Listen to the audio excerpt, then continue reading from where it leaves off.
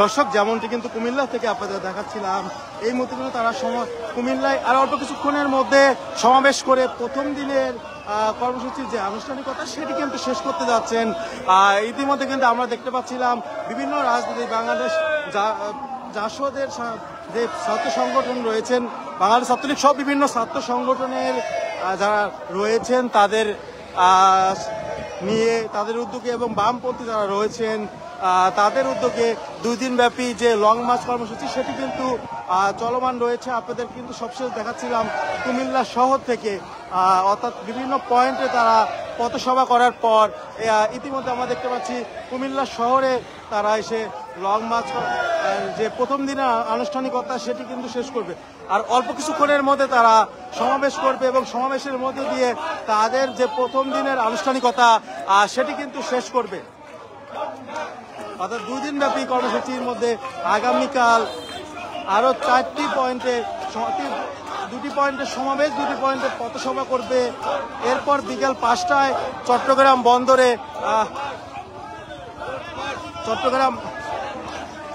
বন্দর এলাকায় সমাবেশ করার মধ্য দিয়ে তারা তাদের কার্যক্রম সমাপ্ত ঘোষণা করবে।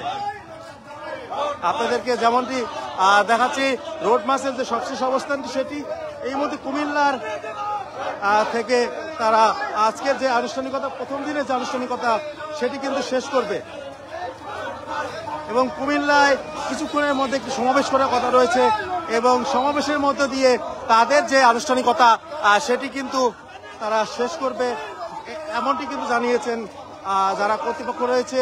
এই লং মার্চ কর্তৃপক্ষ, অর্থাৎ রোড মার্চ যাকে বলে, সেই রোড মার্চ কর্তৃপক্ষ কিন্তু এমনটি জানিয়েছে।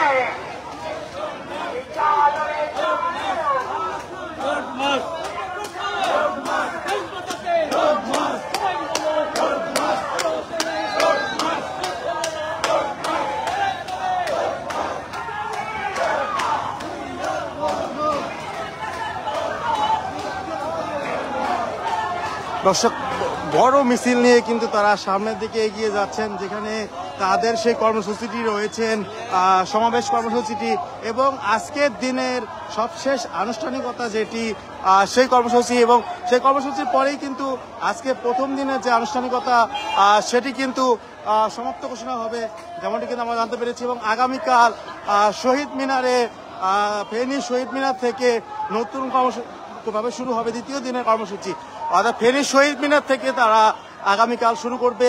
এরপর মিরসরাই, একে খান, এরপরেই রয়েছে চট্টগ্রাম সেই বন্দর, যে বন্দরকে ঘিরে তাদের এবারে রোড মার্চ। চট্টগ্রাম বন্দর ব্যবস্থাপনার দায়িত্ব ও রাখাইনের করিডোর বিদেশিদের হাতে দেওয়ার জন্যই মূলত এবারের সেই রোড মার্চ কর্মসূচি পালন করছে। অর্থাৎ বামপন্থী যত রাজনৈতিক দলগুলো রয়েছে, তাদের যত ছাত্র সংগঠন রয়েছে, সকলে মিলে এই কর্মসূচিতে অংশগ্রহণ করছেন।